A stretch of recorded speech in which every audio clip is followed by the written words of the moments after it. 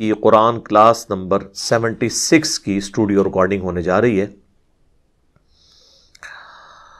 آج انشاءاللہ تعالی ہم سورۃ النساء کی آیت نمبر 66 سے آنورڈ سٹارٹ کریں گے۔ ٹاپک وہی منافقین کا چل رہا ہے، اور سورۃ النساء کے سٹارٹ میں بھی میں نے عرض کیا تھا کہ سورۃ النساء کا جو میجر پورشن ہے وہ منافقین کو ایڈریس کرتا ہے، اور ساتھ ہی ساتھ جو معاشرے کے پسے ہوئے لوگ ہیں، عورتیں، غلام، بچے، ان کے حقوق کے اوپر بھی یہ صورت سب سے زیادہ ایڈریس کرنے والی صورتوں میں ایک صورت یہ ہے۔ یہ دو مرکزی اس کے ٹاپک ہیں۔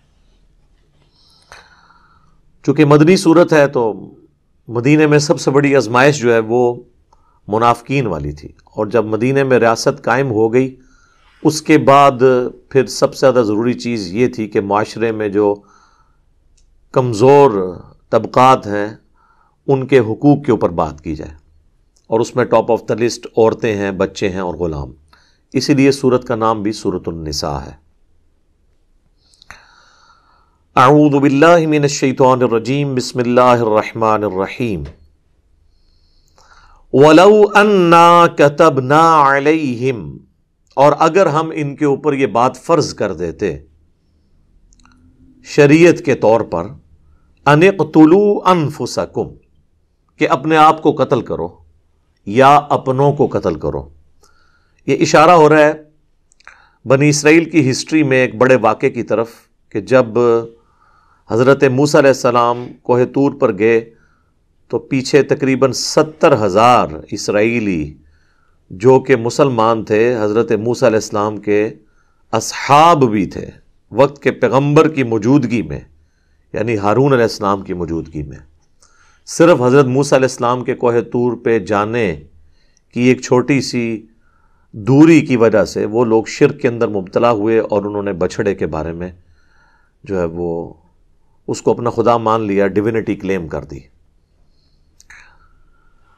سامری جادوگر والا واقعہ ہے، یوٹیوب کے اوپر میری الگ سے اس پہ ویڈیو ریکارڈ موجود ہے۔ تو اس کی سزا میں پھر 70,000 یہودی جو تھے وہ ایک دن میں قتل کیے گئے تھے، قتل مرتد کی سزا، جس کا ذکر سورۃ البقرہ میں موجود ہے، سورہ قصص کے اندر، سورہ طٰہٰ کے اندر، سورۃ الاعراف میں۔ یہ وہ صورتیں ہیں جہاں پہ ڈیٹیلڈ ہسٹری آئی ہے بنی اسرائیل کی، اور وہاں پہ پھر کہا گیا تھا اپنوں کو قتل کرو، یعنی ہر قبیلے کے لوگ اپنے قبیلے کے ان لوگوں کو قتل کریں جنہوں نے اس بچھڑے کی عبادت شروع کر دی تھی، کیونکہ اگر دوسرا قبیلہ کرتا تو وہ ایک قبائلی تعصب سامنے آ سکتا تھا۔ تو اللہ تعالیٰ اس چیز کی طرف اشارہ کرتے ہوئے کہہ رہا ہے منافقین کو، کیونکہ منافقین یہودی ہی تھے جنہوں نے اوپر سے کلمہ پڑھا ہوا تھا، تو انہی کی طرف روح سخن ہے کہ اگر تم لوگ جو بڑے وفاداری دکھاتے ہو ہمارے نبی صلی اللہ علیہ وآلہ وسلم کے ساتھ، دعوے دار ہو اور اندر سے اسلام کی جڑیں کاٹ رہے ہو، اگر تم پہ یہ امتحان آتا کہ تم اپنوں کو قتل کرو، او اخرجوا من دیارکم، یا پھر تم اللہ کے لیے اپنے گھر بار کو چھوڑو۔ کہتے تو ہے وہ اپنے آپ کو ابراہیمی، لیکن ابراہیم علیہ السلام نے تو ہجرت کی تھی اللہ کے لیے، تو اگر تم پہ بھی ہجرت فرض کی جاتی یا یہ امتحان تم پہ آتا کہ تمہیں اپنے لوگوں کو قتل کرنا پڑتا، تو پھر کیا ہوتا؟ ما فعلوه الا قلیل منہم، تو بہت کم ہی لوگ ہیں جو اللہ کے اس حکم کو پورا کر سکتے، چند قلیل لوگوں کے سوا سب کے سب لوگ جو ہے اس آزمائش کے اندر ناکام ہو جاتے ہیں۔ جس طرح یہاں بھی ہوتا ہے، جو کچھ بھی ہیں تیرے محبوب کی امت سے ہیں، اور جیسے ہی مشکل وقت آتا ہے تو پھر آپ دیکھ لیتے ہیں کہ لوگوں کی کیا حالت ہوتی ہے۔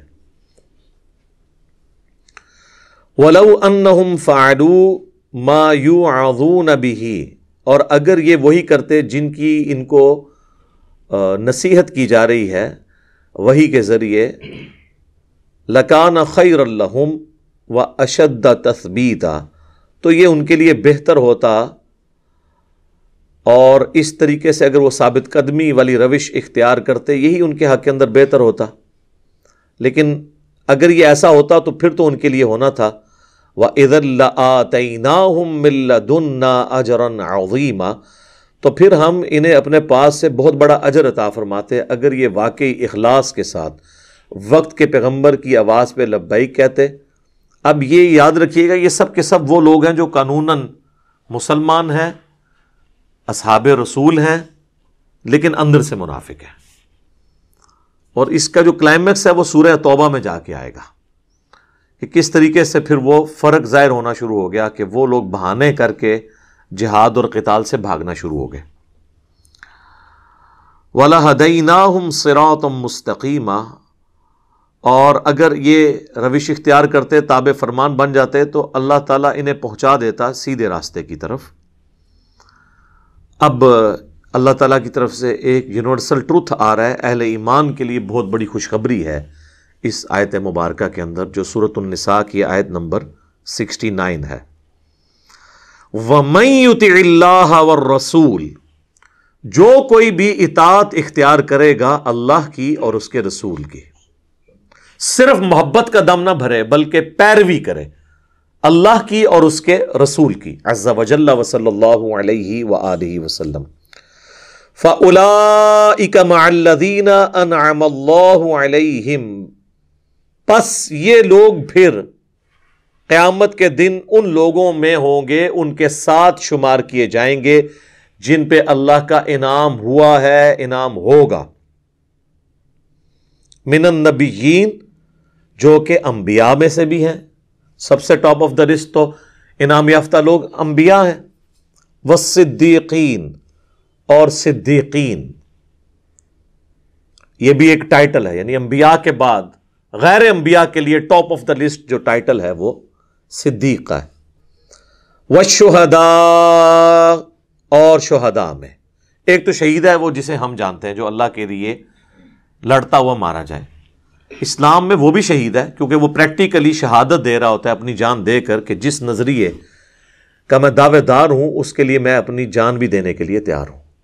ویسے جو بھی شہادت علی الناس کرتا ہے، وقت کے پیغمبر کا پیغام باقی امتیوں تک پہنچاتا ہے، وہ بھی شہید ہی ہوتا ہے، وہ شہادت علی الناس ہے، جس کا ذکر سورۃ البقرہ کے شروع میں آیا کہ نبی صلی اللہ علیہ وآلہ وسلم تم پر شہید ہیں اور تم جو ہے وہ باقیوں پر شہید بنائے گئے ہو، یعنی نبی علیہ السلام کا پیغام اب پوری امت تک پہنچانا ہے۔ یہی ذکر سورۃ الحج میں بھی آیا، اس کے اوپر میں نے تفصیلی گفتگو بھی کی تھی۔ والصالحین، اور جو نیکوکار ہیں، وحسن اولئک رفیقا، اور کیا ہی اچھے ساتھی ہیں اگر کسی کو یہ ساتھی نصیب ہو جائیں، یعنی انبیاء، صدیقین، شہداء اور صالحین، ان چاروں کا ساتھ اگر کسی کو قیامت والے دن نصیب ہو جائے تو یہ بہت بڑی اس کے لیے اعزاز ہے۔ حتیٰ کہ صحیح بخاری اور صحیح مسلم دونوں میں حدیث ہے، سیدہ عائشہ کہتی ہیں سلام اللہ علیہا، جب نبی علیہ السلام کی موت کا وقت قریب آیا تو کہتی ہیں ہمیں تو اس وقت آئیڈیا نہیں تھا کہ مطلب یہ جو کچھ ہونے جا رہا ہے، تو اللہ کے نبی علیہ السلام بار بار آسمان کی طرف نگاہ اٹھاتے تھے اور کہتے تھے کہ مجھے یعنی اللہ تعالیٰ نصیب کرے ساتھ اللہم رفیق الاعلیٰ، اعلیٰ جو رفقا ہیں مجھے ان کا ساتھ نصیب کر، یہی وہی رفیقہ کا الف لفظ ہے۔ تو سیدہ عائشہ کہتی ہیں کہ میں نے اس وقت مجھے وہ بات یاد آئی جو حضور صلی اللہ علیہ وآلہ وسلم کے عام دنوں میں تھی۔ آپ کیا کرتے تھے کہ اللہ تعالیٰ کسی نبی کو اس وقت تک موت نہیں دیکھتا جب تک کہ جنت میں اسے اس کا مقام دکھا نہ دے، اور اسے یہ اختیار نہ دے دے کہ چاہے تو وہ دنیا میں رہنا چاہے تو رہے، چاہے وہ موت کو اختیار کرے۔ تو جب نبی علیہ السلام یہ بار بار کہہ رہے تھے نا کہ اے اللہ رفیق اعلیٰ کے ساتھ مجھے ملا دے، تو حضرت عائشہ کہتی مجھے فوراً یاد آیا کہ یہ اللہ کے نبی کو اختیار دیا جا رہا ہے، اور اب آپ اس دنیا میں نہیں رہیں گے کیونکہ آپ یہی دعا کر رہے ہیں کہ مجھے میرے رب کے ساتھ، جو نیک لوگ ہیں ان کے ساتھ مجھے میرا رب ملا دے۔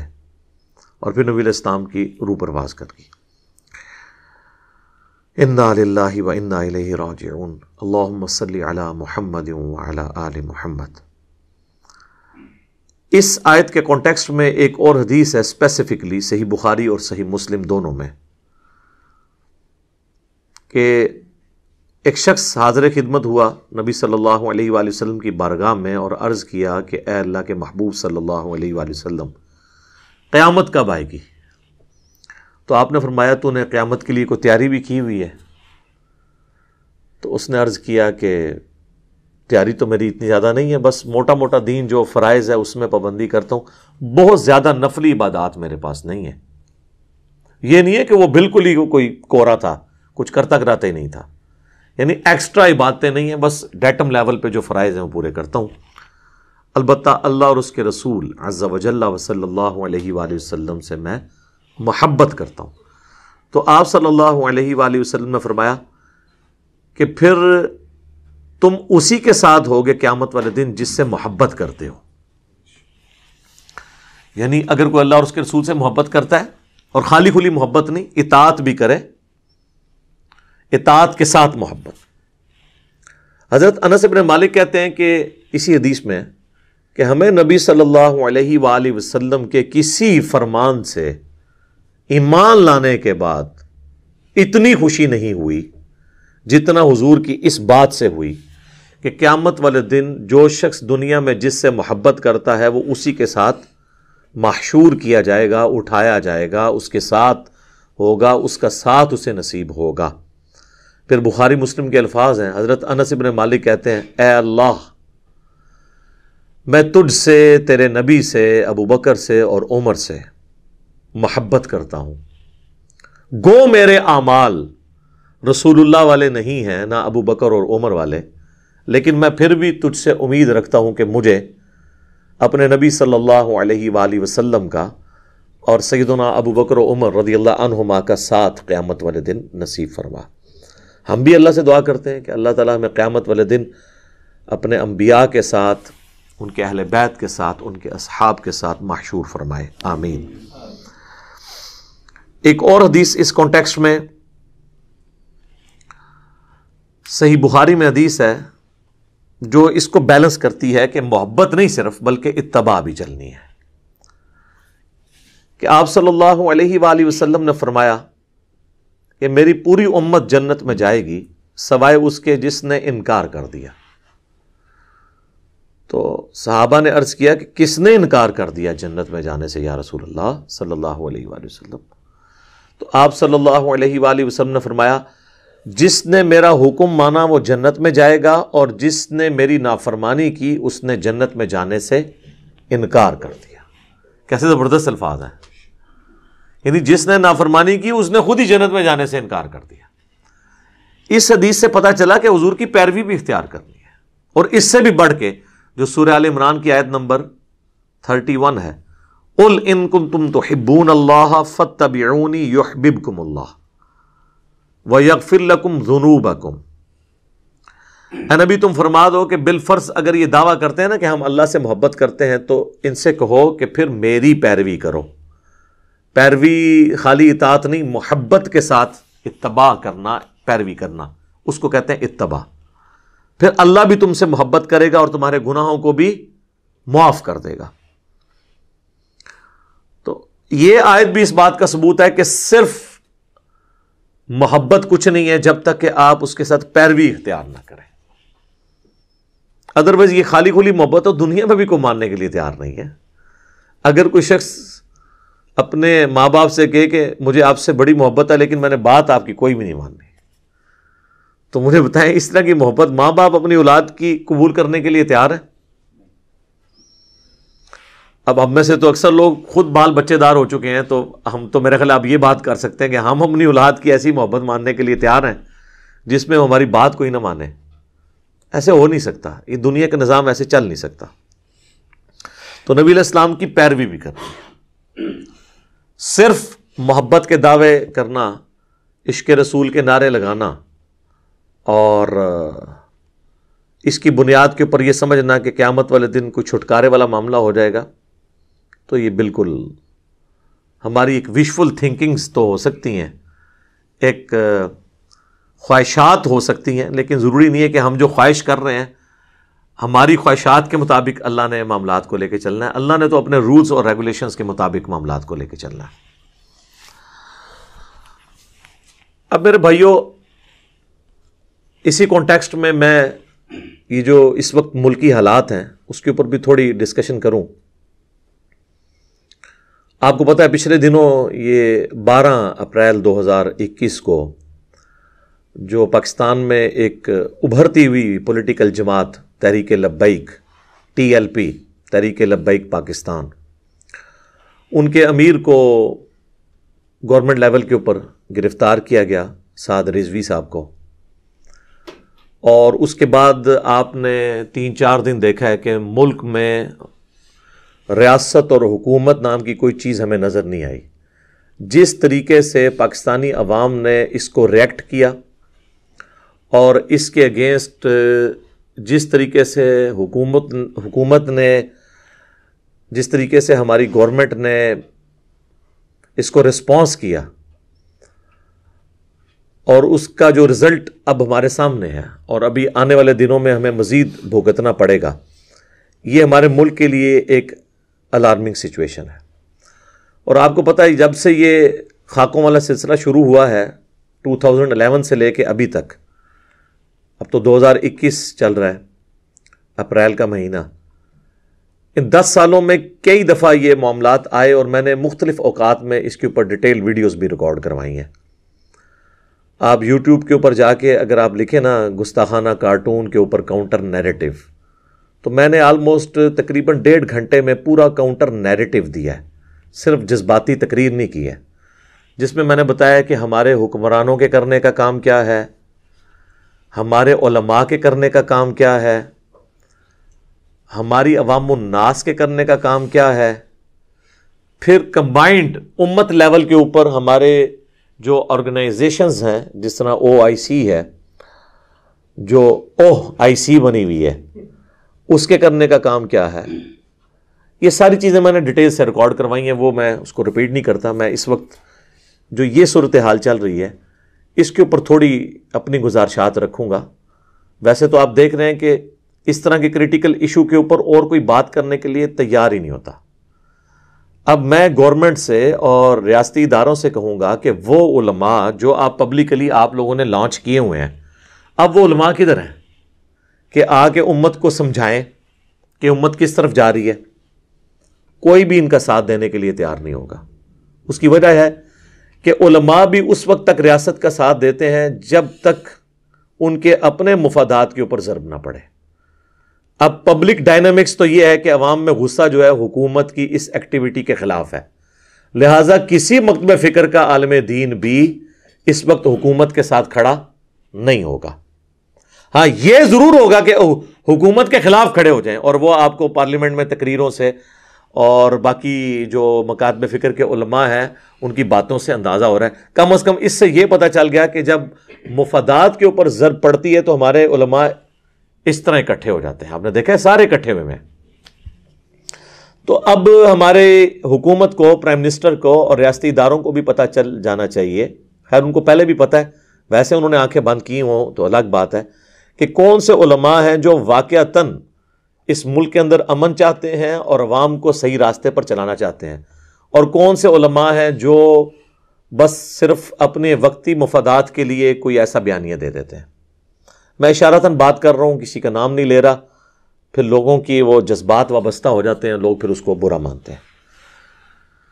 اس پوری صورتحال کے اندر جو میری ورڈکٹ ہے وہ یہ ہے کہ یہ حکومت نے جس طریقے سے اس معاملے کو مس مینج کیا ہے، سب سے بڑا جرم ہماری اس موجودہ حکومت کا ہے. یہ اس طریقے سے اس معاملے کو ٹیکل کرنا ہی نہیں چاہیے تھا. ابھی تو 20 اپریل آنے میں کئی دن باقی تھے.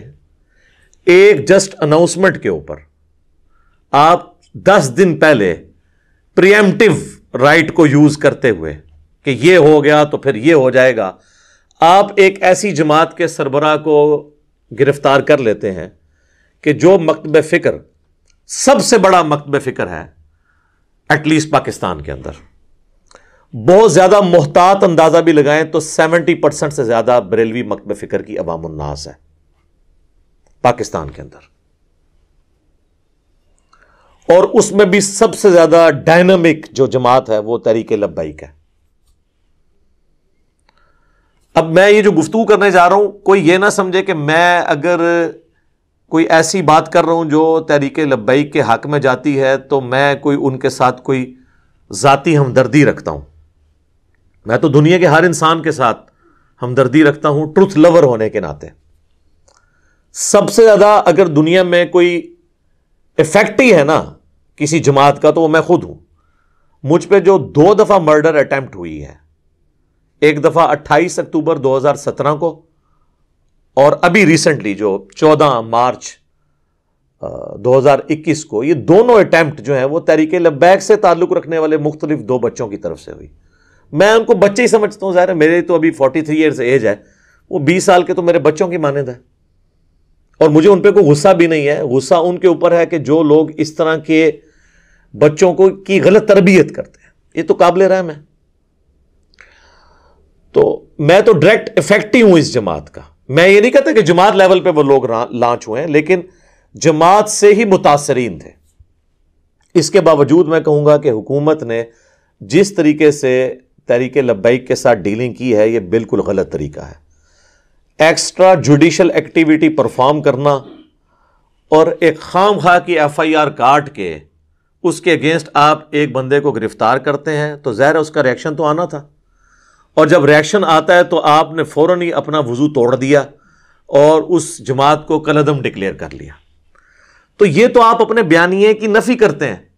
ایک طرف آپ کہتے ہیں کہ ہم نے تمام لوگوں کو قومی دھارے میں پولیٹیکل جماعت کے طور پر لے کر آنا ہے، نان اسٹیٹ ایکٹر نہیں ہونے چاہیے، بلکہ جو الیکشن کمیشن آف پاکستان ہے اس میں رجسٹرڈ ہونی چاہیے جماعتیں تاکہ قومی دھارے میں آئیں. جب کوئی جماعت قومی دھارے میں آتی ہے، الیکشن لڑتی ہے، پھر آپ اسے کالعدم بھی ڈکلیئر کر دیتے ہیں. تو کسی ایک جگہ تو آپ قائم رہیں. یہ دوغلی پالیسی تو نہیں چل سکتی. یہ اسٹیٹ اپنے دشمن خود پیدا کر رہی ہے اپنی غلط ایکٹیویٹیز کی وجہ سے. مجھے بتائیں، جب بے نظیر بھٹو کی اسیسینیشن ہوئی تھی اس وقت 3 دن تک پاکستان میں کوئی حکومت نام کی چیز تھی؟ ٹرینوں کے ڈبے تک جلا دیے گئے، ATM مشینیں لوٹی گئیں، ریاستی ادارے کہیں نظر ہی نہیں آ رہے تھے، ملک انہوں نے حوالے کر دیا تھا عوام کے. اس سے تو بہت کم یہ سچویشن ہوئی ہے تحریک لبیک والوں کی. تو کیا اس کے بعد پاکستان پیپلز پارٹی کو کالعدم ڈکلیئر کر دیا گیا تھا؟ نہیں کیا تھا. تو تحریک لبیک پاکستان کو کالعدم کیوں ڈکلیئر کر رہے ہیں آپ یعنی لوگوں کو مجبور کر رہے ہیں کہ وہ پولیٹیکل دھارے سے نکل کر اسلحہ ہاتھ میں اٹھا لیں. یہ جو چاند ایک ایکٹیویٹیز ہوگی کہ انہوں نے پولیس والوں کو پکڑ کے مارنا شروع کر دیا، یہ تو سارے پولیٹیکل لیڈرز کی ماننے والے بھی یہ حرکتیں کر دیتے ہیں، اور یہ آئے دن اس طرح کے واقعات ہوتے ہیں. اتنی جلدی آپ نے ڈیسیژن لیا، اور ڈیسیژن اناؤنس کرنے والے ہمارے جو وزیر داخلہ صاحب ہیں ان کو شرم بھی نہیں آئی ہے. یہ وہ وزیر داخلہ صاحب ہیں جو الیکشن جب لڑتے ہیں تو اس کے اوپر لکھا ہوتا ہے مجاہد ختم نبوت، اور یہ خود ان کی پرانی ویڈیوز بھی اب یوٹیوب کے اوپر آپ کو مل جائیں گی، لوگوں نے دوبارہ سے اپلوڈ کر دی ہیں کہ جب اسی تحریک لبیک کے دھرنے 2017 میں چل رہے تھے تو اس وقت یہی آ کے ہمیں یہ بھاشن دیا کرتے تھے کہ تحریک لبیک کا ساتھ دیں، ختم نبوت کے اوپر ہم کسی کو اس طرح ڈاکہ نہیں مارنے دیں گے، یہ نہیں کرنے دیں گے، وہ نہیں کرنے دیں گے. اور آج وہی جماعت ہے اور آپ ان کا ایٹیچیوڈ دیکھ لیں. تو یہ تو کوئی طریقہ نہیں ہے کہ آپ دوغلی پالیسی رکھیں. اور ہم سٹون ایج میں تو رہ نہیں رہے ہیں. وہ پنجابی میں ایک محاورہ ہے کہ گل کہندی ہے تو منو منہ کٹ میں تنوں شہرو کٹاں گی. تو آج کل تو اس کا اگلا ورژن آ چکا ہے، یعنی بات کہتی ہے تو مجھے منہ سے نکال، میں تجھے شہر بدر کروا دوں گی. کیونکہ بات ہو اب تو بات ریکارڈ ہو جاتی ہے، ویڈیو ریکارڈ ہو جاتی ہے. ہوں گل کہندی ہے تو منو منہ کٹ میں تنوں دنیا تو ہی باہر کٹ دیاں گی. ظاہر ہے جی وہ لوگ تو پھر جنت میں پہنچا دیتے ہیں نا دوسروں کو. تو اب تو کوئی شخص بھاگ نہیں سکتا، اس کے پرانے بیانات اسے ہانٹ کریں گے، ڈراتے رہیں گے. کیسے کوئی بھاگ سکتا ہے؟ اور یہاں پہ ہمارے ریاستی اداروں کو بھی چاہیے کہ جب وہ 2017 میں پیسے بانٹ رہے تھے فیض آباد کے اندر، اس وقت ان کو کبھی یہ خیال نہیں آیا تھا کہ کل کو یہ اس طریقے سے ایٹیچیوڈ ہمارے گلے بھی پڑ سکتا ہے. ہم تو اس وقت بھی کہہ رہے تھے کہ اداروں کا یہ کام نہیں ہے. اور آپ دیکھیں اس وقت پاکستان کی سب سے بڑی عدالت میں یہ کیس پریزنٹ ہوا اور اس عدالت کی جو ورڈکٹ آئی, جو ڈیسیژن آیا, وہ ایک پبلک ڈاکومنٹ ہے, وہ آپ کو نیٹ پہ اویلیبل ہے. اس دھرنے کے اوپر جو جسٹس قاضی فائز عیسیٰ صاحب کا تھا ڈیسیژن, وہ انہوں نے کوئی ذاتی ڈیسیژن نہیں کیا تھا. ان کے پاس جو آئی ایس آئی نے خود اپنی رپورٹ جمع کروائی ہوئی تھی, آئی بی نے اپنی رپورٹ جو جمع کروائی تھی, چونکہ سپریم کورٹ تحقیقاتی ادارہ نہیں ہوتا بلکہ باقی ادارے اس کو اسسٹ کرتے ہیں اور وہ ان کی جو معلومات ہے اس کی روشنی میں ڈیسیژن دیتے ہیں. تو یہ فائز عیسیٰ صاحب نے اپنا ڈیسیژن اپنی مرضی سے نہیں لکھا تھا بلکہ ان ایجنسیز کی رپورٹس کے اوپر لکھا تھا کہ اس جو دھرنے کو کس کس نے سپورٹ کیا, اور اس کے اوپر انہوں نے گائیڈ لائنز دی تھیں کہ اس طریقے سے آپ چلیں ورنہ کل کے لیے آپ کی یہ مصیبت کھڑی ہو جائے گی. اور دیکھ لیں, کوئی پہلے تو مصیبت کھڑی ہوتی تھی 15, 20, 25 سالوں کے بعد. یہ پاکستان میں پہلی دفعہ ہو رہا ہے کہ یہ ہسٹری فوراً ہی آ جاتی ہے. یعنی یہ آپ سمجھ لیں 4 سال ہی گزرے ہیں اور رزلٹ آپ کے سامنے آ گیا. جو بات اس وقت سپریم کورٹ نے کہی تھی کہ مستقبل میں یہ ہو جائے گا, وہ اس سے ورسٹ فارم میں ہو گیا. اور اب اگر آپ اس طریقے سے ان تحریکوں کو بین کریں گے تو یہ تو کوئی طریقہ نہیں ہے, یہ بالکل. اور میں آپ کو بتاؤں, اگر عدالتوں کے اوپر دباؤ نہ ہوا کسی ریاستی ادارے کی طرف سے یا پرائم منسٹر کی طرف سے, تو پہلی پیشی پہ یہ فارغ ہو جائے گی یہ پابندی جو انہوں نے لگائی ہے. یہ بالکل ناحق پابندی لگائی ہے, اور یہ ایکسٹرا جوڈیشل بھی ہے اور غیر آئینی بھی ہے. آئین میں پورا طریقہ لکھا ہوا ہے کسی جماعت کو قردم کرنے کا. یہ کیس پارلیمنٹ میں بھی نہیں آیا اور یہ اس طریقے سے انہوں نے ڈیسیژن کر دیا, اور نہ یہ چلنا ہے. اور میں بالکل وارن کر رہا ہوں, اپنی طرف سے وارن نہیں کر رہا, ایز این ایکسپرٹ اوپینین یہ بتا رہا ہوں کہ اب ریاست جس مکتب فکر سے پنگا لے رہی ہے, یہ پنگا ویسا پنگا نہیں ہے جو باقی مکاتب فکر کے ساتھ ہے. آپ اگر یہ سمجھتے ہیں نا کہ آپ نے دیوبند کے ساتھ پنگا لیا اور اس کے ساتھ آپ سٹیبل ہو گئے کچھ عرصے بعد, جو لال مسجد میں جو ایک ڈکٹیٹر نے بدماشی کی تھی اور اس کی پاداش میں ہم کئی سال تک خودکش حملے بھگتتے رہے, یہ تو ضرب عزب اور رد الفساد کی برکت سے ملک میں کوئی امن آیا اور نان سٹیٹ ایکٹرز کا جو معاملہ یہ ٹھپ ہوا, اللہ کا شکر ہے. تو وہ تو ایک دیوبندی مکتب فکر کے لوگ تھے, اور وہ بھی چند لوگ تھے. اس میں سے میجر پورشن تبلیغی جماعت کا تو آپ نکال دیں, جو دیوبند میں خیر کی علامت ہے. عقیدے کا اختلاف ہمارا ان کے ساتھ اپنی جگہ. بہرحال دیوبندی مکتب فکر میں خیر ہے تبلیغی جماعت. یہ نہ ہوتی تو یہ پورا مکتب فکر ہی جو ہے نا ایک سب سے وائلنٹ مکتب فکر تھا, کیونکہ آپ کو پتا ہے 80s کے اندر سنی شیعہ فساد میں اعلی کار یہی مکتب فکر بنا تھا. تو ان کو تو ٹیکل کر لیا. اہل حدیث تو ویسے ہی بہت تھوڑے ہیں, ان کو تو آپ چھوڑ دیں, وہ کسی کھاتے میں نہیں. اہل تشیع جو ہیں وہ بھی چونکہ اس اعتبار سے نان وائلنٹ نہیں ہوتے. ان کی آپ دیکھیں اتحاد بین المسلمین کی جتنی آپ کو تنظیمیں نظر آئیں گی وہ شیعہ کی, کیونکہ مائنورٹی میں, اس لیے وہ کوشش کرتے ہیں کہ اس طرح کے معاملات سے پیچھے رہیں. پیچھے بچ گئے بریلوی, جو سب سے نان وائلنٹ مکتب فکر رہا ہے, جنہوں نے کبھی کوئی اس طرح کی ایکٹیویٹی نہیں پرفارم کی ایز اے مکتب فکر. انڈیویجول کوئی شخص کرتا ہے, وہ تو 2 دفعہ میں بھی بھگت چکا ہوں مرڈر اٹیمپٹ, وہ ایک الگ بات ہے, لیکن ایز اے مکتب فکر یہ نان وائلنٹ ہے. اب یہ جو ایکٹیویٹی انہوں نے پرفارم کی ہے ٹی ایل پی پہ پابندی لگانے والی, اس کے بعد یہ پورا مکتب فکر وائلنٹ ہو جائے گا. اور یہ آپ دماغ سے نکال دیں کہ یہ صرف ٹی ایل پی کے رکن ہوں گے, نہیں. انڈکلیئرڈ پوری بریلوی مکتب فکر ان کے ساتھ کھڑا ہے. دیوبندیوں کے ساتھ لوگ ان کے اپنے بھی کھڑے نہیں ہوئے تھے لال مسجد کے بعد, لیکن ان کے ساتھ دعوت اسلامی بھی کھڑی ہوگی. الیاس قادری صاحب کی جماعت انڈکلیئرڈ کھڑی رہے گی. اور سب سے بڑے جو ان کے اس وقت مفتی اعظم ہے پاکستان کے, ان کے تنظیم المدارس کے ہیڈ مفتی منیب الرحمان صاحب, انہوں نے تو اسی وقت پریس کانفرنس کر دی اور انہوں نے اس کی مخالفت کی ہے. یہ سب کے سب لوگ اکٹھے ہو جائیں گے, اس لیے کہ یہ کاز اب ایسی آئی ہے جو یقیناً ہمارے ایمان کا حصہ ہے. یعنی کون انکار کر سکتا ہے؟ ناموس رسالت کے اوپر تو ہم اپنی جان دینے کے لیے تیار ہیں, یہ تو ہمارے ایمان کی بنیادیں ہیں. تو چونکہ بریلوی مکتب فکر نے اس چیز کو ایجنڈے کے طور پہ سامنے رکھا ہوا ہے، لہذا اب یہ کوئی نہیں دیکھے گا کہ اس کا تعلق ٹی ایل پی سے ہے یا دعوت اسلامی سے ہے یا منہاج القرآن سے ہے یا وہ نقشبندی ہے یا وہ قادری ہے یا وہ چشتی ہے یا سہروردی ہے یا وہ فلاں پیر کا مرید ہے، یہ گولڈے والی گدی کے ساتھ اٹیچ ہے یا وہ جو ہے وہ سیال شریف کی گدی کے ساتھ اٹیچ ہے یا وہ تونسا شریف والوں کے ساتھ اٹیچ ہے یا وہ کوٹری والوں کے ساتھ اٹیچ ہے، وہ سب کے سب ایک ہوں گے۔ اور اس سے خطرناک بات یہ ہے کہ ہمارے ریاستی اداروں میں زیادہ تر تعداد خود انہی کی ہے، کیونکہ عوام جو ہی ہیں۔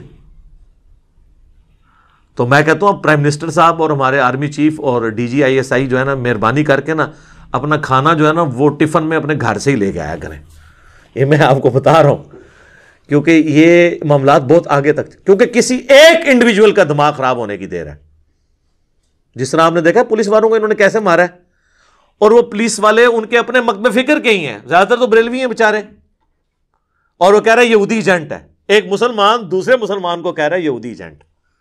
اور سر اگر یہی پرائم منسٹر کے ہاؤس کے اندر جو مالی ہے اس کے دماغ میں اگر آ گیا کہ یہ میں جس کے یہاں پہ یہ درانتی کے ساتھ یہ کانٹ چانٹ کر رہا ہوں یہ یہودی ایجنٹ ہے، تو وہ درانتی پھر پرائم منسٹر کے گلے پہ ہی جا کے چلے گی۔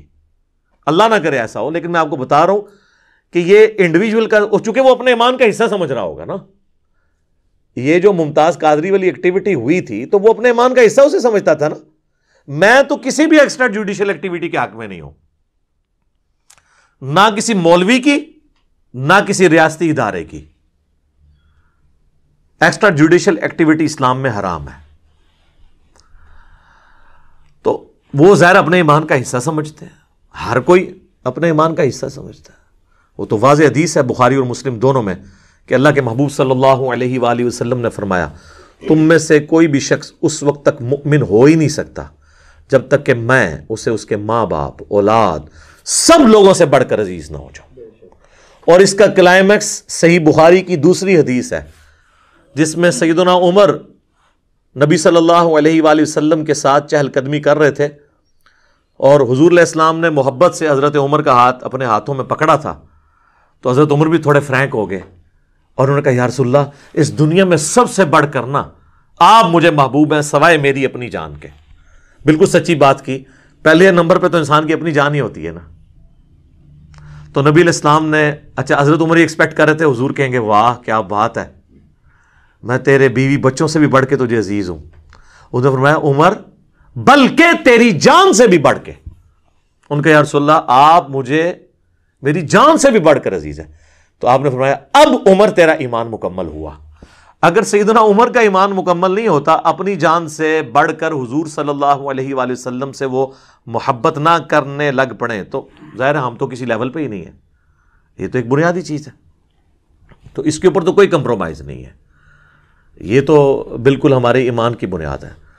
بہرحال یہ جو کچھ یعنی جس طریقے سے حکومت یہ کر رہی ہے، میرا تو خیال ہے کہ فوراً سے پہلے جو ہے وہ مذاکرات کی طرف آنا چاہیے اور اس پورے معاملے کے اندر کوئی ایسا راستہ اختیار کرنا چاہیے جس میں نہ عوام کا نقصان ہو، نہ ریاستی اداروں کا، اور نہ ہمارے ایمان کا۔ پہلے نمبر پہ تو ایمان ہے، پہلے ایمان ہے پھر پاکستان ہے، کیونکہ یہ پاکستان ہم نے اپنے ایمان کی بقا کے لیے لیا تھا، اور ان کو سمجھانے کی ضرورت ہے۔ یہ کوئی بیوقوف لوگ نہیں ہے کہ جن کو آپ سمجھا نہیں سکتے۔ اور مجھے بتائیں کہ جب ان کے بریلوی مکتب فکر کے اپنے وزیر نور الحق قادری صاحب، وہ وزارت مذہبی امور سنبھالے ہوئے ہیں، وہ سگنیچر کر رہے ہیں کہ جی ہم فرانس کے سفیر کو نکال دیں گے، وہ پارلیمنٹ کے ذریعے وہ جو کچھ کریں گے، یہ سگنیچر کرتے وقت ان کو یہ خیال نہیں آیا تھا کہ ہم پہ ایف اے ٹی ایف کی تلوار لٹک رہی ہے، اور یہ کیا پاسبل ہے کہ فرانس کے ساتھ ہم اس طریقے سے تعلقات کو توڑ کر پوری یورپین یونین کو اپنے جب خلاف کر لیں گے تو اس کا اینڈ رزلٹ کیا نکلے گا، اس وقت نہیں تھا ان کو پتا، اور اب یہ کہتے ہیں کہ جناب یہ ہو جائے گا، اس وقت نہیں تھا پتا۔ تو اب تو تحریک لبیک والوں کا پلڑا بھاری ہے اس اعتبار سے کیونکہ گورنمنٹ نے عہد کیا ہوا تھا، اور گورنمنٹ عہد نہیں توڑ سکتی۔ قرآن میں واضح اللہ تعالیٰ نے جو 10 کمانڈمنٹس نازل کیے ہیں نا سورہ بنی اسرائیل کے اندر، اس میں اللہ تعالیٰ نے ایک کمانڈ اس حوالے سے بھی بیان کی ہے. اعوذ باللہ من الشیطان الرجیم، بسم اللہ الرحمن الرحیم. وَأَوْفُوا بِالْعَهْدِ، اور پورا کرو عہد کو. ان العہد کان مسئولا، بے شک عہد کے بارے میں تمہیں قیامت والے دن اکاؤنٹیبلٹی ہوگی، عہد پورا کیوں نہیں کیا. حتیٰ کہ مسند امام احمد میں حدیث ہے جو مشکات المصابیح میں موجود ہے، نبی صلی اللہ علیہ وآلہ وسلم نے فرمایا جو شخص عہد پورا نہیں کرتا اس کا کوئی دین ہی نہیں ہے، بے دین ہے جو اپنا عہد پورا نہیں کرتا. ریاست جب عہد کرتی ہے تو اس کو اپنا عہد پورا کرنا ہوگا، الا یہ کہ وہ دوسری پارٹی کو قائل کر لے اس بات پہ کہ وہ دستبردار ہو جائے اپنے مطالبے سے. دھونس اور زبردستی کوئی سلوشن نہیں ہے. اس طریقے سے آپ فریڈم آف ایکسپریشن کا گلا نہیں دبا سکتے. اب رہ گیا یہ فرانس کے جو سفیر والا ایشو ہے، اس کے اوپر تو میری کئی ایک ویڈیوز ان دنوں میں دوبارہ سے لوگوں نے اپلوڈ کی ہیں. میں تو پہلے دن سے یہ کہہ رہا ہوں میرے بھائیوں کہ آرگنائز طریقے سے معاملات کو لے کے چلیں، اور سفیر اگر آپ نکال بھی دیں گے تو کب تک؟ فرانس کی مصنوعات کا بائیکاٹ کریں گے بھی تو کب تک؟ میں انہی سے ہی پوچھتا ہوں جو بہت زیادہ نعرے مار رہے ہوں گے لوگ، کہ بتائیں کہ اگر آپ کی ماں یا بچہ زندگی موت کی کشمکش میں ہو اور ایک ٹیکے سے اس کی جان بچنے والی ہو، اور مارکیٹ میں آپ جائیں اور میڈیکل سٹور والا کہے کہ یہ آپ کے فرقے کے مفتی اعظم کا بنایا ہوا ٹیکہ ہے اور یہ فرانس کے فلاں سرجن کی تحقیق کے بعد بنا ہے، تو یہ جو نعرے مارا ہے نا وہ بھی کہے گا جی مفتی اعظم نہ سانو پتہ ہے، چھڑ دیو، اے منو دوسرا ٹیکہ دیو فرانس والا. ظاہر جی بہت بڑی کنٹریبیوشن ہے. 80 نوبیل پرائز آ چکے ہیں فرانس کے وہ اس لیب کے لیے جس لیب سے سب سے پہلے وہ کتے کے کاٹنے کی ویکسین نکلی تھی. لوئی پاسچر ایک انسان اتنا بڑا مسیحا پوری انسانیت کے لیے 2 ویکسین اس نے بنائی. ایک تو یہ ویکسین تھی کتے کی کاٹنے، پہلے تو لوگ کتے کاٹنے سے مر جایا کرتے تھے، یہ ریبیز کے، یہ اس بندے نے ویکسین بنائی تھی. لا علاج مرض ہوتا تھا، یہ پاگل کتا کاٹ دے وہ انسان بھی پاگل ہو جاتا تھا، کچھ دنوں بعد مر جاتا تھا. اور دوسرا یہ شراب کے اندر ایسے جراثیم اس کے بنانے کے دوران بنتے تھے جس کی وجہ سے لوگوں کی ڈیتھ ہو جاتی تھی، تو اس نے وہ اس پروسیس کو ریفائن کیا تھا. اب آپ نے یہ نہیں کہنا میں کوئی شراب کے حق میں بات کر رہا ہوں، بتا رہا ہوں. اور اس نے چھوٹی سی ایک لیب قائم کی اور 80 نوبیل پرائز صرف اس لیب سے آ چکے ہیں. دنیا میں جتنی بڑی بیماریاں آتی ہیں نا، سب سے پہلے ویکسین وہ اس بندے کی اس لیب سے نکلتی ہے. ٹھیک ہے، تو میں یہ آپ کو ایک پہلو بتا رہا ہوں، میں کوئی فرانس کے فضائل نہیں آپ کو سنا رہا، اور چندے لینے کے لیے، فنڈز لینے کے لیے ہم لوگ ان کے آگے ہی ہاتھ پھیلا رہے ہوتے ہیں. یا تو ہم اتنے مضبوط ہوں نا کہ ہم جو ہے وہ اس دنیا کے اندر اس طریقے سے سروائیو کر سکیں. باقی یہ جو کتابی باتیں کتابوں میں رہنے دیں. صحابہ کرام کی مثالیں دینا، صحابہ کرام والا پہلے ایمان لے کر آئیں، ٹھیک ہے، ان کی کمٹمنٹ لے کے آئیں. ہمارا یہ حال ہے کہ ہم عشق رسول کے نام کے اوپر اپنے بھائیوں کی گاڑیاں توڑ دیتے ہیں، ان کے موٹر بائکس کو آگ لگا دیتے ہیں، اپنے بینک لوٹ لیتے ہیں. آج تک کوئی عاشق رسول میں نے نہیں دیکھا جو ویڈیو بنائے اور سامنے اپنی نئی گاڑی کھڑی کر کے اس کو آگ لگائے اور کہے کہ جی غلامی رسول میں موت بھی قبول ہے، دیکھو میں نے یہ آگ لگا دی. لیکن وہ جس کی گاڑی توڑ رہا ہوتا ہے، چاہے وہ پولیس کی گاڑی کوئی توڑے، کسی فوجی کی گاڑی توڑ دیتا ہے، وہ تو عوام کی گاڑی ہے، عوام کے ٹیکسز کی ہے، اور وہ ایک بندے کے معاف کرنے سے نہیں ہوگا، وہ کروڑوں عوام سے معافی مانگنی پڑے گی. یہ حقوق العباد کا معاملہ ہے. تو اپنا موٹر بائک اور اپنی گاڑی چلا کے تو کبھی نہ کسی نے عشق رسول کا اظہار نہیں کیا. یہ سب کچھ دوسروں کے اوپر ہی ہوتا ہے. تو یہ تو کوئی ایٹیچیوڈ نہیں ہے. تو حکومت کو بھی ہوش کے ناخن لینے چاہیے. جس طریقے سے انہوں نے بہیو کیا ہے نا، یہ کوئی طریقہ نہیں ہے. اور میرا خیال ہے کہ امید ہے کہ یہ معاملہ اس اعتبار سیٹل ہو جائے گا. ورنہ اگر کوئی سمجھتا ہے نا کہ وقتی طور پہ ان کو دبا لینے سے ایشو ایڈریس ہو جائے گا، تو سر یہ نہیں ہونا. یہ گلی گلی، محلے محلے، گھر گھر یہ معاملات آگے بڑھیں گے. وقتی طور پہ آپ سمجھ رہے ہیں نا دب جائے گا، لیکن آئے دن آپ کو ایسی رپورٹیں ملیں گی. جب تک کہ آپ اس کو پولیٹیکلی ہینڈل نہیں کریں گے. اور مین سٹریم میں لا کے جماعتوں کے ساتھ پارلیمنٹ میں ان چیزوں کو ڈسکس کریں اور لوگوں کو سمجھائیں کہ وقتی طور پہ ہمیں یہ ڈیسیجن اس طرح کرنے کی ضرورت پڑ رہی ہے. FATF کی تلوار ہم پہ لٹکی ہوئی ہے, ہم آپ کے ساتھ ہیں, اپنے ایمان کو منوائیں. میں یہ نہیں کہتا سرٹیفکیٹ لیں ان سے اپنے ایمان کا, لیکن کم از کم ان کو یہ یقین دلائیں کہ آپ منافقت نہیں کر رہے ہیں. اب تو وہ کہیں گے کہ جی آپ نے لکھ کے ہم سے ایک عہد کیا اور اب آپ عہد توڑ رہے ہیں, تو ظاہر ہے قصوروار تو وہ ہے جس نے غلط عہد کیا تھا. اب توڑا, اب جب کیا گیا تو پھر آپ تحریک لبیک کو تو کوئی بلیم نہیں کر سکتے. تو میں تو اس میں یعنی مین قصوروار موجودہ حکومت کو سمجھتا ہوں. اور اس کے بعد جو TLP کے لوگوں نے کیا, ظاہر ہے وہ بچے ہیں, چھوٹی عمر کے ہیں, ان کی ذہن سازی اس قسم کی ہوئی ہے, اس طرح کی حرکتیں تو باقی لوگوں نے بھی کرنی ہوتی ہیں, وہ کریں گے. ظاہر ہے ہم نے اپنی نیشن کو یہی تو جذبات پڑھائے ہیں.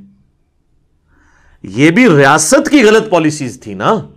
MQM کا جو عذاب اس حکومت پہ, اس ملک کے اوپر مسلط تھا, وہ بھی ہماری ریاستی پالیسی کی وجہ سے تھا. طالبان والا جو ایشو ہوا اور وہ جب بگڑا, وہ بھی ریاستی پالیسی تھا. یہ بھی اب جو کچھ ہوا یہ بھی ریاستی پالیسی ہے. تو لہٰذا آپ کسی چیز کو بھی ڈیپ ڈگ کریں نا تو ریاست ہی قصوروار نکل رہی ہوتی ہے اس طرح کے تلخ رویوں کے اگینسٹ. کیونکہ عوام تو عربی میں کہا جاتا ہے عوام کل انام, وہ تو چوپایوں کے مانند ہوتے ہیں, بھیڑ بکریوں کے مانند. آپ جس طرف ان کو چلا دیں وہ چلنا شروع ہو جاتے ہیں. تو اگر ہم ہوش کے ناخن نہیں لیں گے تو آنے والی نسلوں کو ایک سیف ملک نہیں دے سکتے. اور میں سب سے زیادہ پریشان پتہ کس بات سے ہوتا ہوں کہ باہر کے ملکوں میں جو لوگ بیٹھے ہوئے ہیں وہ کیا سوچتے ہوں گے ہمارے بارے میں. ہم اپنے ملک میں مسلمان ہو کے اپنے آپ کو انسیف فیل کر رہے ہیں کہ ہمیں کوئی مسلمان ہی نہ کاٹ دے. تو جب مسلمان سے ڈر رہا ہے تو غیر مسلم اس دین میں کیوں آئے گا؟ وہ کہے گا میں تو ادھر ہی سکون سے بیٹھا ہوں, پہلے میں اس دین میں آؤں اور پھر اپنی جان کو میں سٹیک پہ لگوا لوں. یہ جتنے احتجاج ہوتے ہیں یہاں, تو وہ مخالفین اپنے بھائیوں کو اس طرح مار رہے ہوتے ہیں کہ وہ تو اس طرح مار رہے تھے پولیس والوں کو جیسے یہ خود فرانس کے سفیر ہی ہیں. اور پھر پولیس والوں نے بھی جس طریقے سے ان کو مارا ہے, انہوں نے سمجھا کہ یہ کوئی انڈین فوجی ہیں جن کو ہم مار رہے ہیں, یہ غدار وطن ہے. اور میں اس میں ایک بات سے مجھے بہت زیادہ دکھ ہوا.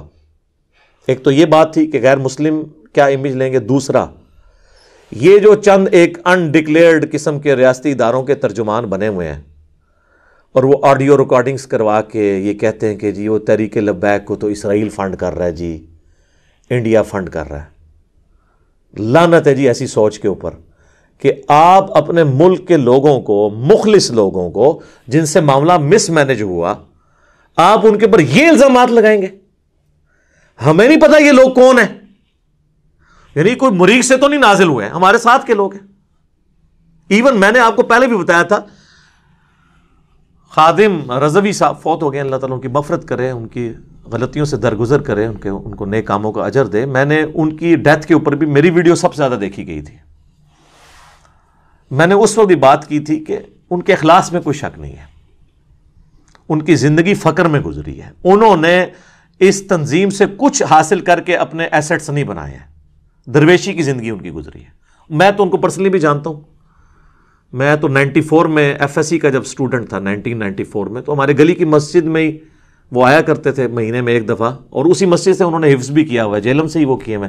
یہ ان کا پیر خانہ بھی ہے, کالے دیو میں ان کی بیت ہے, اور ان کا علمی بھی یعنی آپ سمجھ لیں یہیں سے انہوں نے علم حاصل کیا. تو مرتے دم تک درویشی کی زندگی ان کی رہی ہے. ان کو انڈیا کیا, میں کہتا ہوں جی آپ بھی ذرا فنڈنگ لگا کے دیکھیں. یہ بھی ساتھ رضوی صاحب کو بھی پوری کوشش کی بعض لوگوں نے کہ پیسے دے کے بٹھاتے, تو ان میں بحیثیت انسان, ہر انسان میں کوئی کمزوری ہوتی ہے, لیکن اس کاز کے لیے کوئی کمزوری نہیں کہیں پائی جاتی.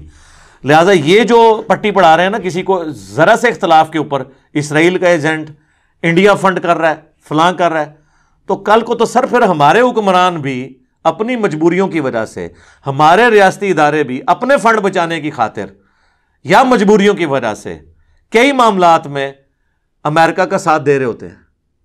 اور آج کل تو انڈیا کا بھی دوستی کا کافی نشہ چڑھا ہوا ہے بعض لوگوں کو.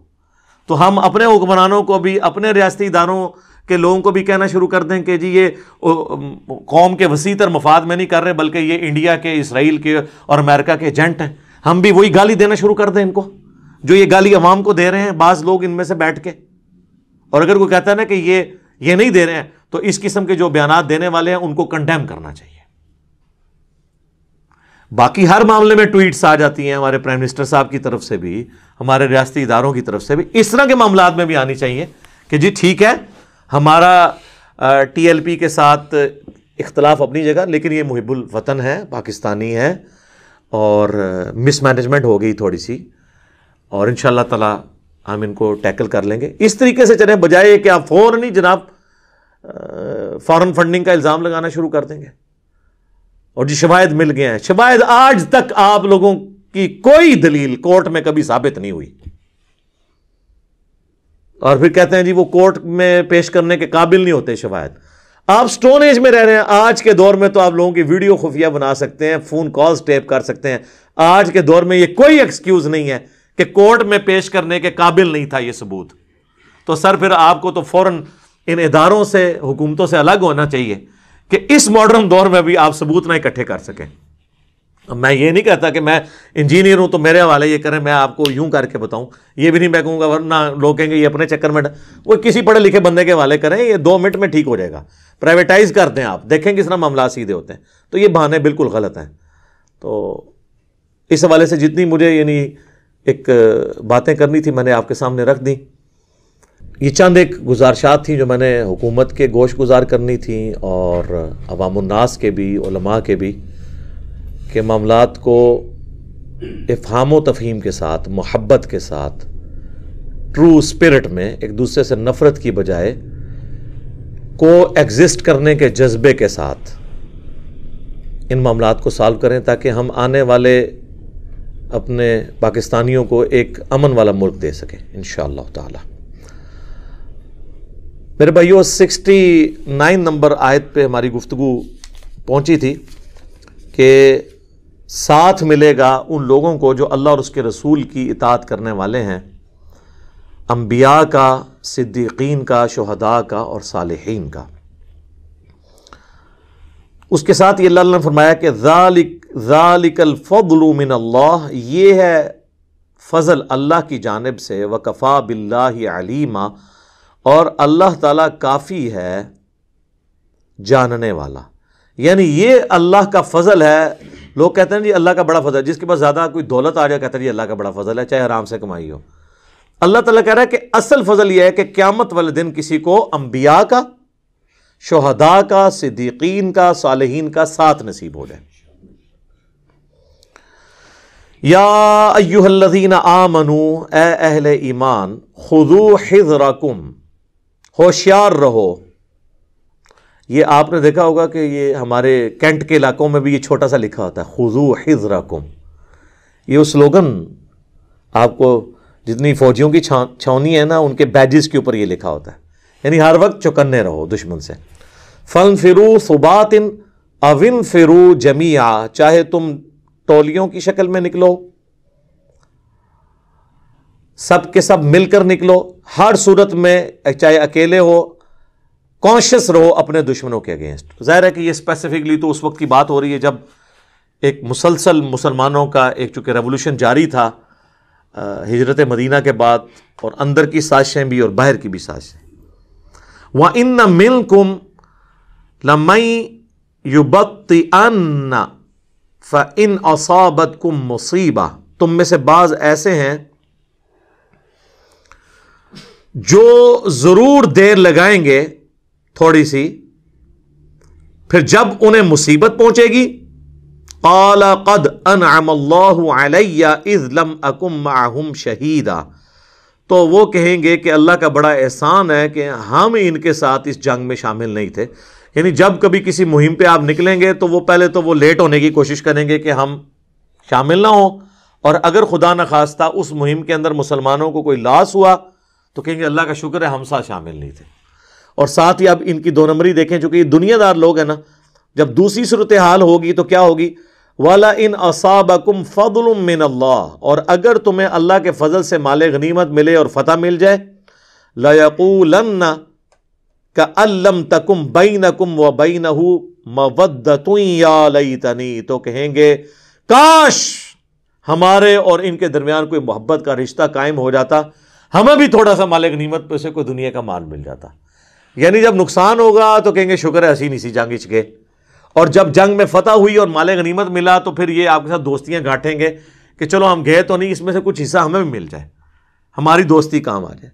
کنت معہم فافوزا فوزا عظیما، کاش میں بھی ان کے ساتھ ہوتا تو مجھے بھی کامیابی حاصل ہو جاتی. فلیقاتل فی سبیل اللہ، پس چاہیے کہ لڑا کریں اللہ کی راہ میں. یشرون الحیات الدنیا بالآخرہ، وہ لوگ جنہوں نے بیچ دی ہے دنیا کی زندگی آخرت کے عوض. اور اس کا کلائمیکس وہ سورہ توبہ میں ہے کہ ہم نے مومنین کی جانیں اور مال جنت کے بدلے میں خرید لیے. تو اللہ تعالیٰ یہاں پہ اصحاب رسول کو کہہ رہا ہے کہ جب تم نے دنیا بیچ کے آخرت کمائی ہے نا، تو پھر تمہیں اللہ کے راستے میں قتال کرنے سے کوئی چیز مانے نہیں ہونی چاہیے. وَمَن يُقَاتِلْ فِي سَبِيلِ اللَّهِ، اور جو کوئی اللہ کی راہ میں قتال کرتا ہے، فَيُقْتَلْ أَوْ يَغْلِبْ، خواہ وہ مارا جائے یا غالب ہو جائے، یعنی چاہے وہ شہید ہو جائے چاہے غازی ہو. فَسَوْفَ نُؤْتِيهِ أَجْرًا عَظِيمًا، تو ان قریب ہم اسے بہت بڑا اجر دیں گے. یعنی اللہ کے حضور اجر پکا ہے، چاہے کوئی شہادت کو پہنچے، خواہ وہ غازی ہو. ایون اس سے پہلے تو یہ بھی گزر چکا کہ اگر کسی کو نیچرل ڈیتھ بھی ہوئی ہے نا اللہ کی راہ میں، تو اللہ تعالیٰ اسے بھی شہید لکھے گا. صحیح مسلم میں حدیث ہے کہ اگر کوئی شخص شہادت کی تمنا کے ساتھ زندگی گزار رہا تھا تو اسے اپنے بستر پہ بھی موت آئی نا تو وہ شہید لکھا جائے گا. اور ایک اور حدیث ہے صحیح مسلم کی کہ جس کے دل میں یہ خواہش نہ ہو کہ وہ اللہ کی راہ میں مارا جائے تو وہ منافقت کی ایک شاخ پہ مرا. یعنی شہادت کی تمنا ہمارے ایمان کا حصہ ہے، تبھی پتہ چلے گا نا کہ کچھ بھی ہیں تیرے محبوب کی امت سے ہیں، ورنہ جان دیے بغیر تو نہیں پتہ چلتا. وَمَا لَكُمْ لَا تُقَاتِلُونَ فِي سَبِيلِ اللَّهِ، اور تمہیں کیا ہوا ہے کہ اللہ کی راہ میں قتال نہیں کرتے. وَالْمُسْتَضْعَفِينَ مِنَ الرِّجَالِ، جبکہ جو لوگوں میں سے پسا ہوا طبقہ ہے، جو غیر مسلم علاقے کے اندر یعنی مکے کے اندر ایمان قبول کرنے کے بعد وہاں پہ پسے ہوئے لوگ ہیں. وَالنِّسَاء، اور عورتیں، وَالْوِلْدَانِ، اور بچے جن پہ ظلم کر رہے ہیں مکے کے لوگ، اور تم مدینے میں ہو. یقولون، اور وہ تو یہ کہہ رہے ہیں وہ مظلوم لوگ دعا کرتے ہوئے، ربنا اخرجنا من هذه القرية الظالم اهلها، اے رب ہمارے ہمیں اس بستی سے نکال دے جہاں کے رہنے والے لوگ ظالم ہیں، ہم پہ ظلم کرنے والے ہیں. واجعل لنا من لدنک ولیا، اور ہمارے پاس اپنے پاس سے ہمارے لیے کوئی پشت پناہ بنا دے، کوئی ہمارا مددگار بنا دے. واجعل لنا من لدنک نصیرا، اور ہمارے لیے اپنے پاس سے کوئی مددگار بھیج دے. تو اللہ تعالیٰ صحابہ کو کہہ رہا ہے کہ بھئی تمہارے جو ساتھی ہیں مسلمان جو مکے میں پس رہے ہیں وہ تو دعائیں کر رہے ہیں کہ اللہ کوئی مددگار ہمارا بھیج. اب دیکھیں اللہ تعالیٰ نے خود نہیں آ کے مدد کرنی، مدد کرانی لوگوں کے ذریعے ہے. ہاں، نگاہ مار کے کچھ نہیں ہونا، دنیا بقدر ایفٹ ہے. تو وہ مظلوم تو دعائیں کر رہے ہیں اور تم قتال سے بھاگ رہے ہو. ظاہر ہے اس سے مراد کامل الایمان مومنین نہیں تھے جو مہاجر تھے، وہ تو پکے ایمان والے تھے. اس سے مراد نیو مسلمز تھے جن میں ابھی ایمان اس لیول کا نہیں تھا، یا وہ لوگ تھے جو اوپر سے مسلمان تھے تو اور اندر سے منافق. تقریریں اور نعرے وہ سب سے آگے لگاتے تھے. یہ عبداللہ ابن ابی بھی جمعے والے دن آگے پہلی صاحب میں کھڑا ہو جاتا تھا، لوگوں یہ اللہ کے نبی ہیں ان کی بات سنو. ٹھیک ہے، تو مسجد میں بھی آپ کھڑ پینچی دیکھیں کئی لوگوں کو کرنے کا شوق ہوتا ہے، لیکن جیسے ہی مشکل وقت آتا ہے نا تو وہ پھر بھاگ جاتے ہیں. ٹھیک ہے، ایک لطیفہ مجھے یاد آ گیا لیکن میں چھوڑتا ہوں. الذین آمنوا، جو لوگ ایمان لائے، یقاتلون فی سبیل اللہ، وہ اللہ کی راہ میں قتال کرتے ہیں. والذین کفروا، اور جو کفر اختیار کیے ہوئے ہیں وہ بھی قتال کر رہے ہیں، لیکن یقاتلون فی سبیل الطاغوت، وہ طاغوت کے راستے میں یعنی شیطان کے راستے پر، اللہ کے مخالفین کے راستے پر کر رہے ہیں. فقاتلوا اولیاء الشیطان، تو ایسے جو شیطان کے ولی ہیں. دیکھیں اولیاء جو ہیں شیطان کے بھی ہوتے ہیں. اولیاء، اس لیے میں کہتا ہوں یہ اولیاء ہیں، اولیاء اللہ تو ڈیفینیٹلی صرف صحابہ اور اہل بیت کے بارے میں آپ کہہ سکتے ہیں. بعد میں تو ہو سکتا ہے ایک پھر ادھر بھی آپ دیکھ لیں، ایک فرقے کا ولی دوسرے کا مشرک ہوتا ہے، دوسرے کا ولی اس کا گستاخ رسول ہوتا ہے. ان کید الشیطان کان ضعیفا، بے شک شیطان کا فریب کمزور فریب ہے، صرف تھوڑی سی دلیری دکھانے کی ضرورت ہے. شیطان کا فریب بڑا کمزور ہوتا ہے. اور یہ دیکھیں واقعی شیطان اور اس کے پیروکار ان میں وہ پیشن نہیں ہوتا جو اہل ایمان کے اندر ہوتا ہے. یہ نیچرل چیز ہے، کیونکہ اہل ایمان کو تو آخرت کی امید ہوتی ہے نا. شیطان کے پیروکار تو اپنا غصہ نکال رہے ہوتے ہیں، کوئی اپنے قبائلی تعصب میں کر رہا ہوتا ہے، کوئی اپنی چودراہٹ بچانے کے لیے، کوئی اپنی نیشن کے لیے کہہ رہا ہوتا ہے. لیکن جو اہل ایمان ہوتے ہیں نا وہ تو کہتے ہیں مجھے تو موت چاہیے، کیونکہ آگے اس سے بہتر زندگی میرا انتظار کر رہی ہے. جب یہ چیز جس کے اندر ہوگی نا، پھر سر اس کو دنیا کی کوئی طاقت شکست نہیں دے سکتی. اور یہی چیز تھی صحابہ کے اندر کہ انہوں نے چند سالوں کے اندر رومن اور پرشین امپائر کو اکھاڑ کے رکھ دیا. جب ایک شخص جان بچانے کے لیے نہیں بلکہ مرنے کے لیے میدان جنگ میں اترے تو سر وہ کوئی حکمت عملی بھی ذہن میں نہیں رکھے گا، وہ تو پھر حضرت خالد بن ولید کی طرح فرنٹ سے جا کے لیڈ کرے گا، جہاں پہ کوئی ایکسپیکٹ بھی نہ کر رہا ہو کہ ان کا جو سپہ سالار ہے وہ فرنٹ پہ آ گیا. وہ تو ایکسپیکٹ ہی نہیں کر رہے ہوتے، تو بندہ تو ڈر جاتا ہے پھر کہ یار یہ کیا ہے. اور پھر ان کے جناب روب، جناب داڑیاں، زلفیں، تو پھر آپ دیکھیں شکلیں بھی بڑی روب والی. تو وہ اللہ تعالیٰ نے ان کا ایفیکٹ ڈالا تھا، ایمان بھی تھا، روب بھی تھا. آج بس صرف گیٹ اپ رہ گیا. ہاں گیٹ اپ ہے، آپ جیکٹیں پہنی ہوئی ہیں مجاہدین والی، لیکن حالت یہ ہے کہ جیسے ہی ادھر سے چندہ بند ہوتا ہے دوسری جماعت میں چلے جاتے ہیں. بہرحال ان ساری آیات میں ذہن میں رکھیے گا، اس جہاد اور قتال سے مراد آج کا جہاد اور قتال نہیں ہے جس میں مسلمان کا گلا کاٹے.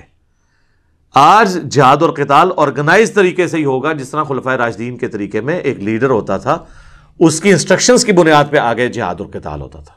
تو اس کو ذرا سمجھنے کی ضرورت ہے. اللہ تعالیٰ سے دعا ہے جو حق بات میں نے کہی اللہ تعالیٰ ہمارے دلوں میں راسخ فرمائے. اگر جذبات میں میرے منہ سے کوئی غلط بات نکل گئی تو اللہ تعالیٰ ہمارے دلوں ہی سے معاف کر دے. ہمیں کتاب و سنت کی تعلیمات پر عمل کر کے دوسرے بھائیوں تک پہنچانے کی توفیق عطا فرمائے. سبحانک اللہم و بحمدک اشہد ان لا الہ الا انت استغفرک و اتوب الیک وما علینا الا البلاغ المبین. جزاکم اللہ خیرا.